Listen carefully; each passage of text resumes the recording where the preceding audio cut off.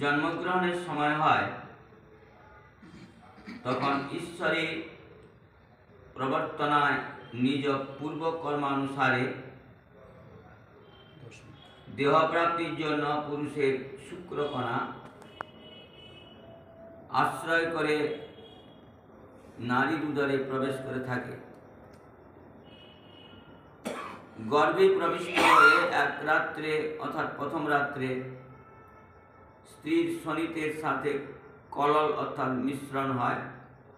এই অবস্থায় 5 রাত্রি পরে সেটি বুদবুদাকার অর্থাৎ গোলাকার ধারণ করে।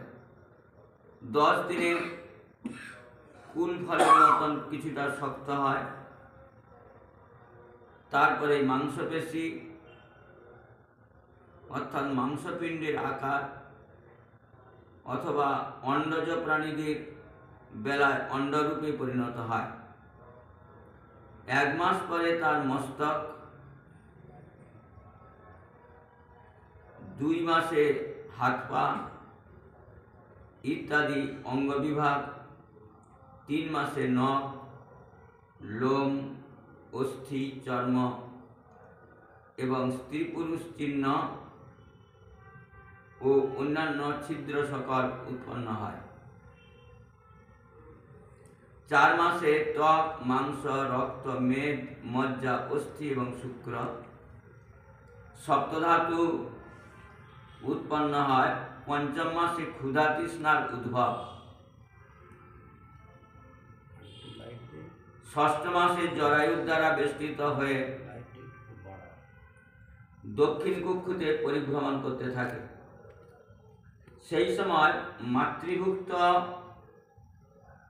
অন্নপানাদির দ্বারা তার সপ্তধাতুর পুষ্টি সাধন হতে থাকে এবং কৃমিসমূহের উৎপত্তি স্থান ও অনভিলষিত জঘন্য বিষ্টামূত্রের মধ্যে তাকে শুয়ে থাকতে হয়। তা ক্ষণে ক্ষণে সে মূর্ছা যেতে থাকে।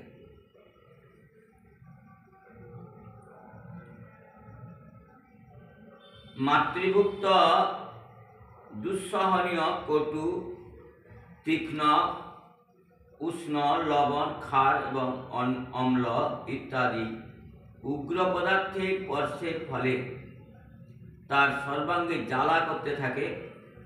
সেই জীব তখন মাতৃগর্ভের জরায়ু পরিবেষ্টিত এবং শিরা উপশিরার দ্বারা আবৃত থাকে। শিশু তার মাথাটি নিজের উদরের কাছে রেখে বক্ষপৃষ্ঠ ও বক্রগ্রীব হয়ে অবস্থান করে। পিঞ্জরাবদ্ধ পাখির মতন পরাধীন এবং ইচ্ছামতো অঙ্গ প্রত্যঙ্গের সঞ্চালনে অক্ষম অবস্থায় সে অবস্থান করে। এই সময় দৈবানুগ্রহে তার স্মৃতিশক্তি লাভ হয়। পূর্বের শত শত জন্মের কুকর্মের কথা তার স্মৃতিপথে উদিত হয়। সে খুবই অস্থির হয়ে পড়ে এবং তার দম বন্ধ হয়ে আসে। এই অবস্থায় তার মনে কি কোনো সুখ থাকে? 7ম মাসের প্রারম্ভেই তার জ্ঞানশক্তির উন্মেষ হয়, কিন্তু প্রসব বায়ুর দ্বারা পরিচালিত হওয়ায়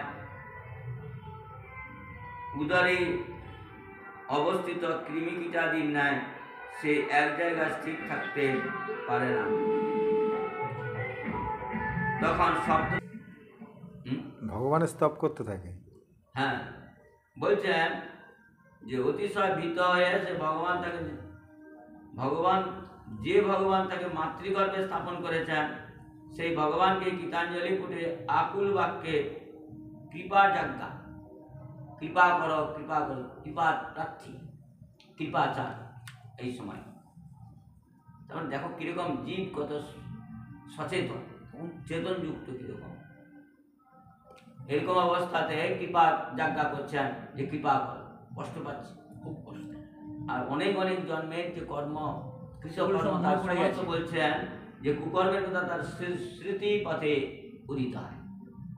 স্মৃতিপথে উদিত হয়ে খুব অস্থির হয়ে পড়ে, দমবন্ধ হয়ে আসে। জীব বলতে থাকে আমি অতি অধম, ভগবান যে আমার এই গতি, ভগবান যে আমার এই গতি গর্ভাবাস অবস্থা বিধান করেছেন এটা সমুচিতই হয়েছে। মানে কষ্ট পাচ্ছে, বলছে আমার যা কর্ম তাতে এই গর্ভবাস আমার সমুচিত হয়েছে, উচিত হয়েছে। তার মানে আমি অনেক কর্ম করেছি, আমি দুষ্কর্ম করেছি, যার জন্য আমাকে এইরকম ধরনের গর্ভাবাস যে যন্ত্রণা দেয় তাকে আমাকে ভোগ করতে হচ্ছে। আমার কর্মানুসারে এই গর্ভাবস্থাতে যে যন্ত্রণাদায়ক, প্রচুর যন্ত্রণাদায়ক, ঠিক উপযুক্ত বিধান হয়েছে, যেহেতু অনেক খারাপ কাজ হয়েছে। বলছেন আমি সেই ভগবানের চরণ কমল শরণ গ্রহণ করলাম। যে জীব দেহ ইন্দ্রিয় এবং অন্তঃকরণ রূপা মায়াকে অবলম্বন করে পাপ পুণ্য রূপ কর্মের দ্বারা আচ্ছাদিত থাকার ফলে বহুরূপে এই মাতৃশরীরে বিদ্যমান রয়েছে, সেই জীব আমি সন্তপ্ত হৃদয়ে প্রতীয়মান সেই বিশুদ্ধ উপাধি রহিত অধিকারী অখণ্ড জ্ঞানস্বরূপ পরমাত্মাকে প্রণাম করি।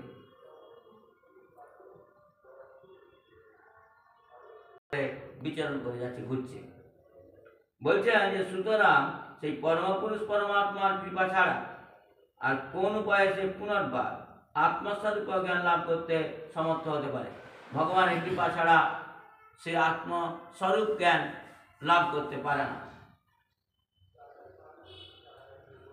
এই যে ভূত ভবিষ্যৎ বর্তমান সম্পর্কিত ত্রৈকালিক জ্ঞান আমার হয়েছে, তাই বা তিনি ছাড়া অন্য কে আমাকে দিয়েছেন? কারণ স্থাবর জঙ্গম চরাচর বিশ্বের সমস্ত প্রাণীর মধ্যে একমাত্র তিনিই তো অন্তর্যামী রূপে অংশকলায় বিরাজমান। সুতরাং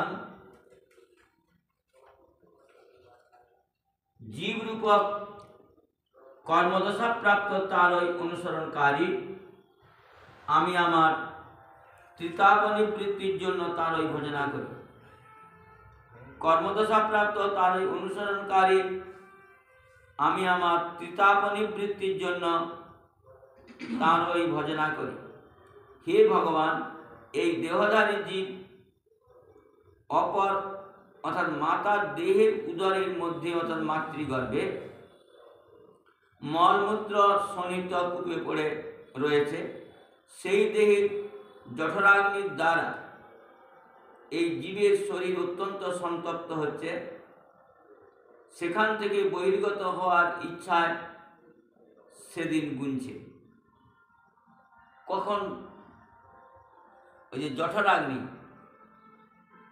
পেটের ভিতরে খুব গরম গরম মনে হচ্ছে, সেটি পর্যন্ত উত্তপ্ত করছে তাকে। সে শুধু দিন গুনছে যে কখন এর থেকে বেরাবে। সে দিন গুনছে, হে ভগবান আপনি কবে এই দিনকে এই অবস্থা থেকে বাইরে আনবেন? হে ঈশ্বর, আপনার মতন অসীম দয়াবান প্রভু এই 10 মাস বয়স্ক জীবকে এইরকম জ্ঞান প্রদান করেছেন। হে দীনবন্ধু, সকৃত উপকারের দ্বারা আপনি স্বয়ং সন্তুষ্ট থাকুন। সকৃত উপকারের দ্বারা আপনি স্বয়ং সন্তুষ্ট থাকুন, কারণ একমাত্র অঞ্জলি বন্ধন করজোড় ব্যতি রেখে কোন ব্যক্তি এই উপকারের প্রতিদান দিতে সমর্থ, অর্থাৎ এর প্রতিদান দিতে পারে না জীব।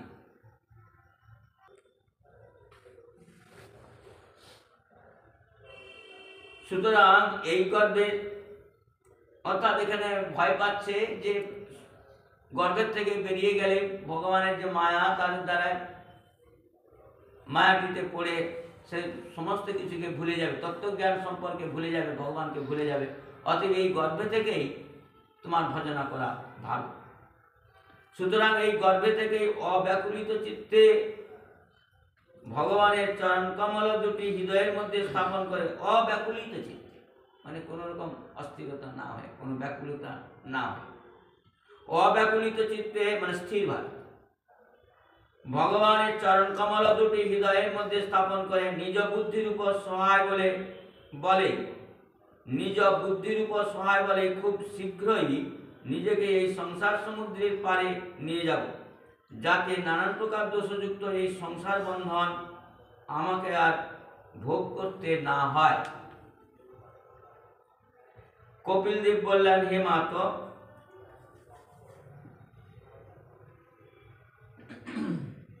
10 মাস বয়স্ক ওই জীব গর্ভেই যখন এই রকমের বিবেক সম্পন্ন হয়ে ভগবানের স্তুতি করে, তখন সেই অধমুখ শিশুকে প্রসব বায়ু ভূমিষ্ঠ করবার জন্য নিচের দিকে পরিচালিত করতে থাকে। যখন এইভাবে সজ্ঞান হয়ে গেছে, জ্ঞানযুক্ত হয়ে গেছে, তখন এইভাবে ভজন করার করছে, ভাবছে, চিন্তান্বিত হচ্ছে। বলছেন বিবেক সম্পন্ন জীব বিবেক সম্পন্ন হয়ে যখন ভগবানের স্তুতি করতে আরম্ভ করেছে, তখনই তাকে গর্ভের থেকে বের করবে ভগবান। বলছেন অধমুখ শিশুকে প্রসব বায়ু ভূমিষ্ঠ করবার জন্য নিচের দিকে পরিচালিত করতে থাকে। সহসা সেই বায়ু কর্তৃক চালিত হওয়াতে সেই শিশু অত্যন্ত ক্লিষ্ট হয়ে মস্তকটি অধমুখ করে অতি কষ্টে মাতৃগর্ভ থেকে নির্গত হয়। সেই সময় তার শ্বাস প্রশ্বাস বন্ধ হয়ে যায় এবং পূর্বস্মৃতি লুপ্ত হয়ে যায়, স্মৃতিটা নষ্ট হয়ে গেল। গর্ভের ভেতরে যে স্মৃতিগুলো এসেছিল ভগবানের সঙ্গে স্তুতিগুলো করেছে, সব বেরোনোর সময় শ্বাস প্রশ্বাস বন্ধ হয়ে সেগুলো সব ভুলে যাবে। হ্যাঁ, কষ্ট পাইছে, দম বন্ধ হয়ে গেছে। সেই সময় তার শ্বাস প্রশ্বাস বন্ধ হয়ে যায় এবং পূর্বস্মৃতি লুপ্ত হয়ে যায়। ভূমিষ্ঠ হয়ে সেই জীব শোণিত মূত্রান্বিত, শোণিত মানে রক্ত, মূত্র ইত্যাদি যুক্ত কলেবরে কৃমির মতন অঙ্গ সঞ্চালন করে গর্ভবাস দশার সমস্ত জ্ঞান তার নষ্ট হয়ে যায় এবং বিপরীত গতি দেহাভিমান রূপ অজ্ঞান অবস্থা প্রাপ্ত হয়ে পুনঃ পুনঃ তীব্রভাবে কাঁদতে থাকে। দেহাভিমান রূপ অজ্ঞান অবস্থা প্রাপ্ত হয়ে পুনঃ পুনঃ উগ্রভাবেই কাঁদতে থাকে। ব্যাস, কোথায় জ্ঞান চলে গেল, এবার কাঁদাকাটি আরম্ভ হয়ে গেল। এরপর যারা তার অভিপ্রায় বুঝতে পারে না, তাদের দ্বারায় পালিত হতে থাকে। সে বিভিন্ন প্রতিকূলতার সম্মুখীন